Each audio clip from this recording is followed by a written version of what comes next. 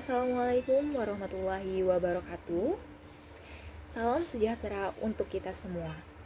Di sini kami akan mempresentasikan hasil diskusi kelompok kami, yaitu bedah organisasi yang oke. Yang beranggotakan saya sendiri, Anissa Putri, dan rekan-rekan saya yaitu Dinda Triana, Putri Alfiatul Solehah, dan Vina Apriliana. Organisasi yang akan kita ambil yaitu organisasi UNICEF. Mengapa memilih UNICEF? Karena memiliki struktur yang jelas dan terintegrasi. Seberapa penting sih struktur organisasi yang jelas? Nah, struktur organisasi yang jelas itu untuk mempermudah koordinasi antara anggota organisasi, menerapkan sistem manajemen yang efektif, dan mencapai tujuan yang telah ditetapkan. Dengan adanya struktur organisasi yang jelas, seseorang tahu nih akan tanggung jawabnya dalam organisasi tersebut. Sama seperti halnya organisasi UNICEF. Nah, organisasi ini juga memiliki struktur yang jelas. Nah, yang pertama kita ada Badan Eksekutif UNICEF, yang kedua ada Direktur Eksekutif UNICEF, yang ketiga ada Kantor Direktur Eksekutif UNICEF, yang keempat ada kantor sekretaris Badan Eksekutif UNICEF, yang kelima ada kantor pemeriksa keuangan internal UNICEF, yang keenam ada kelompok hubungan eksternal UNICEF, yang ketujuh ada kelompok program UNICEF, yang kedelapan ada kantor regional UNICEF, yang kesembilan ada kelompok operasional UNICEF, yang kesepuluh badan-badan pendukung UNICEF, dan yang terakhir ada staf organisasi UNICEF. Nah, apa sih struktur yang terintegrasi itu? Struktur yang terintegrasi dalam sebuah organisasi mengacu pada penggabungan berbagai aspek operasional dalam satu sistem. Misal, sistem A dan sistem B itu adalah saling berkaitan satu sama lain dan tidak dapat dipisahkan. Sama halnya seperti struktur organisasi UNICEF karena merupakan sebuah organisasi yang menggabungkan berbagai bagian seperti divisi program, divisi keuangan dan administrasi, divisi komunikasi dan advokasi, divisi kemitraan dan penggalangan dana, divisi penelitian dan evaluasi, serta divisi lapangan dalam satu kesatuan yang terkoordinasi dan tidak dapat dipisahkan satu sama lain. Dalam struktur ini, setiap divisi saling terhubung dan berkolaborasi secara efektif untuk mencapai satu tujuan organisasi, yaitu meningkatkan kesejahteraan anak-anak di seluruh dunia. Perkenalkan, nama saya Dinda Triana. Di sini saya akan melanjutkan hasil presentasi dari teman saya. Saya akan menjelaskan mengenai adanya visi dan misi dalam suatu organisasi yang oke. Apakah organisasi punya visi dan misi yang oke? Jawabannya adalah iya, karena visi dan misi adalah sebagai landasan dan arah fokus untuk mencapai tujuan suatu organisasi. Jadi, visi dan misi itu sangat penting. Nah, di sini aku akan menjelaskan mengenai visi dan misi dari organisasi UNICEF sendiri.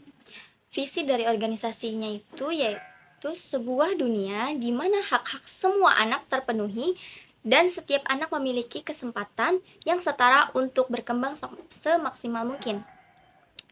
Misinya yaitu untuk memastikan perlindungan, pemenuhan hak, kesejahteraan setiap anak di seluruh dunia tanpa diskriminasi, dan melalui upaya kolaboratif ini dalam pendidikan, kesehatan, nutrisi, perlindungan, dan juga advokasi.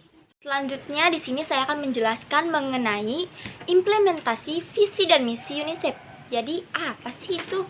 Mari kita simak. Yang pertama, menyediakan layanan kesehatan gratis bagi anak-anak, ibu hamil, dan juga perempuan. Anak perempuan remaja cenderung lebih rentan terhadap praktik tradisional yang berbahaya seperti perkawinan anak dan mutilasi alat kelamin perempuan, yaitu FGM, yang dibandingkan dengan anak laki-laki. 1 dari setiap 9 anak perempuan menikah sebelum usia 18 tahun. Dan anak-anak perempuan dari keluarga termiskin 5 kali lebih mungkin menikah pada usia yang sangat-sangat dini dibandingkan teman-teman mereka yang lebih kaya. Tingkat mutilasi alat kelamin perempuan atau FGM ini masih sangat tinggi, yaitu sekitar 52%. Yang kedua yaitu memberikan fasilitas pendidikan gratis bagi anak-anak agar mereka bisa bersekolah. Karena banyak kematian bayi yang baru lahir terkait dengan perawatan pada saat kelahiran, kesehatan bayi baru lahir juga berjalan selaras dengan kesehatan ibu. Dalam hal ini, kemajuan yang dicapai juga masih rendah, yaitu dengan angka kematian ibu yang menurun dari 390 hingga menjadi 305 per 100.000 kelahiran hidup antara tahun 1991 dan 2015 Supas 2014.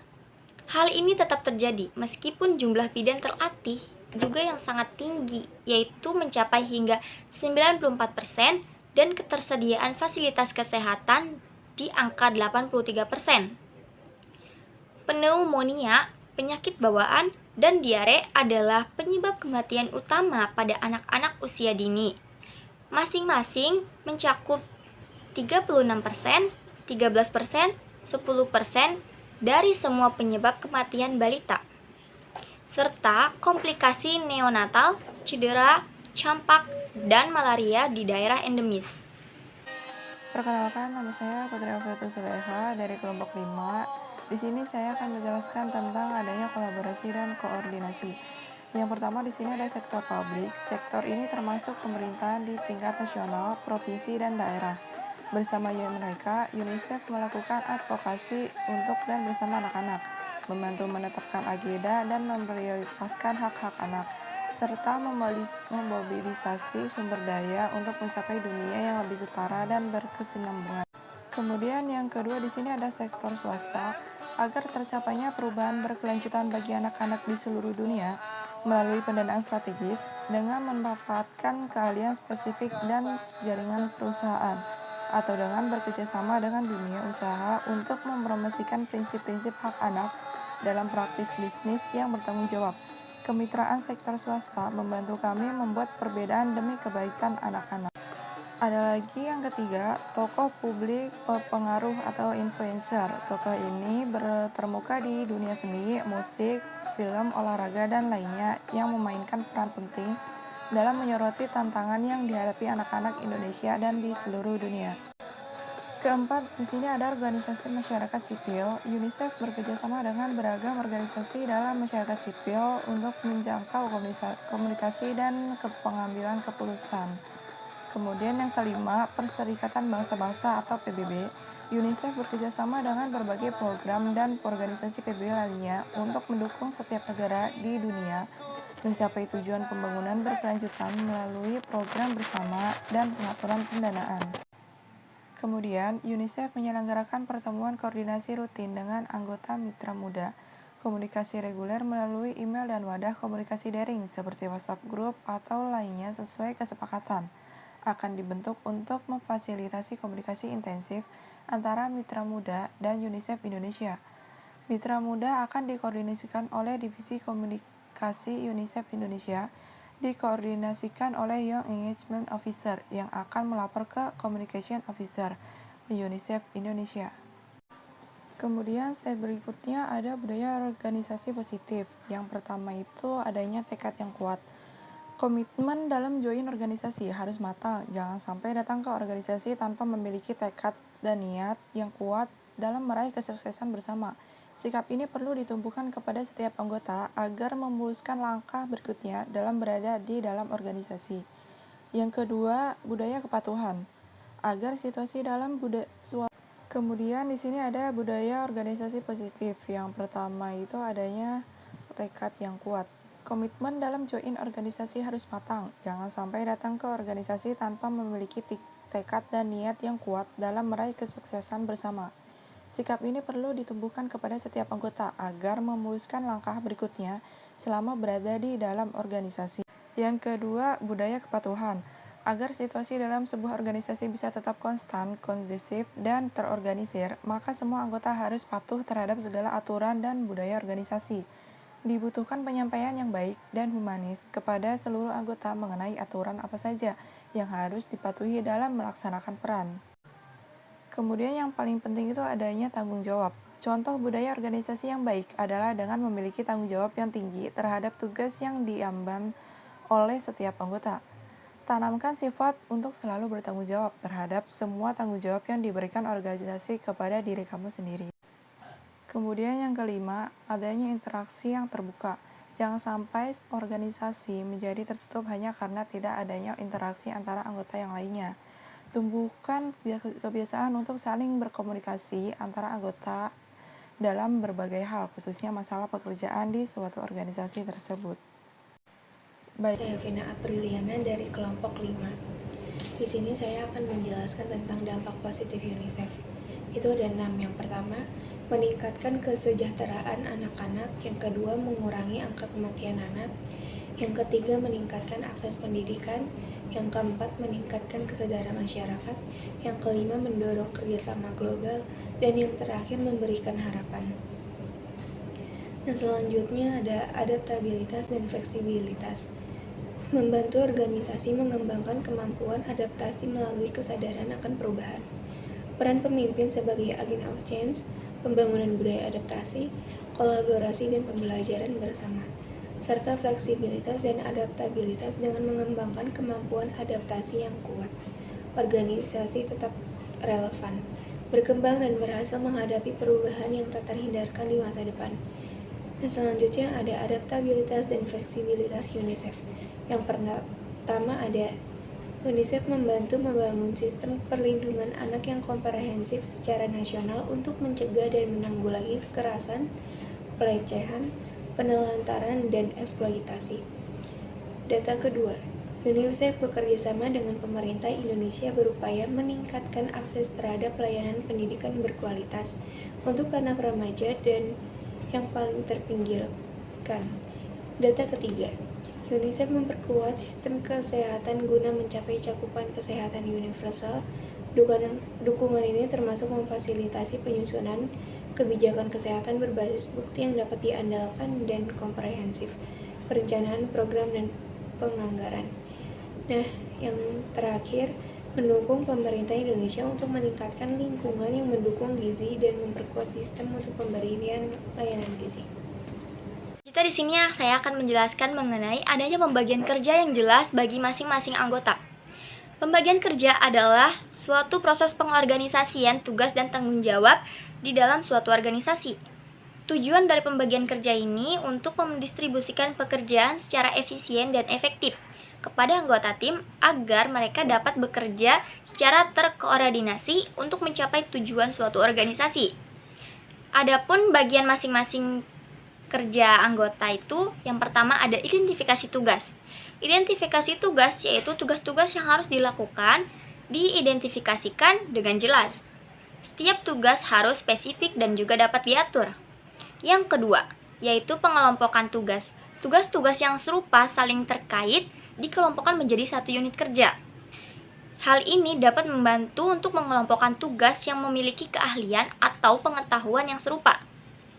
Yang ketiga, ada penentuan wewenang dan juga tanggung jawab, yaitu setiap anggota tim diberikan wewenang dan tanggung jawab yang jelas terkait dengan tugas yang mereka jalankan.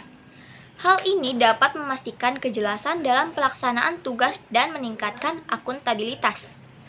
Yang keempat, ada koordinasi. Koordinasi yaitu untuk memastikan adanya koordinasi yang efektif antara anggota tim.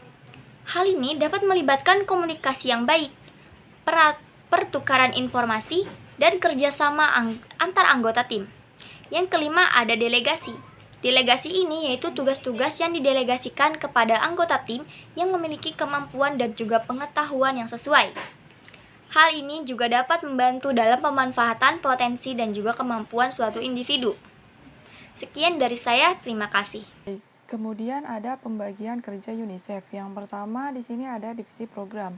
Merancang, mengelola, dan melaksanakan program-program yang ditujukan untuk meningkatkan kesejahteraan anak-anak di seluruh dunia, bekerjasama dengan pemerintah, mitra lokal, dan organisasi masyarakat sipil untuk menyediakan layanan kesehatan, pendidikan, nutrisi, perlindungan anak, dan layanan lainnya yang diperlukan. Kemudian yang kedua, divisi keuangan dan administrasi, mengelola anggaran UNICEF dan melakukan perencanaan keuangan untuk memastikan alokasi dana yang tepat untuk program-program yang dijalankan, menyediakan layanan akuntansi, pengelolaan aset, dan pelaporan keuangan yang akurat.